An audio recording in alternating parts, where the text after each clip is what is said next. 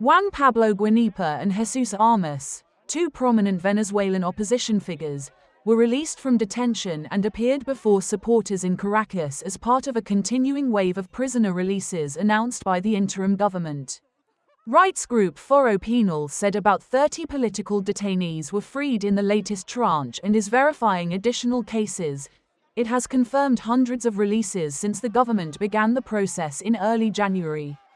Authorities have proposed an amnesty law to cover a broad range of political detainees, and acting President Delcy Rodríguez said the Helicoide detention center, long criticized by rights groups over alleged abuses, will be converted into a center for sport and social services. Guanipa and Armas greeted crowds in a public square and delivered messages of hope, reflecting relief among families and supporters while calls persist for the unconditional release of all political prisoners.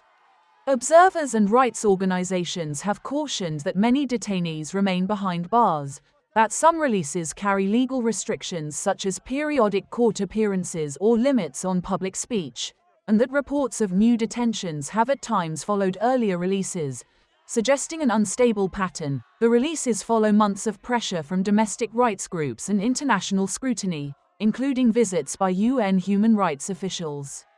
Authorities say the amnesty will cover offenses tied to years of political unrest while excluding crimes such as murder, drug trafficking, corruption and human rights abuses. Lawmakers have moved to consider the bill in the National Assembly.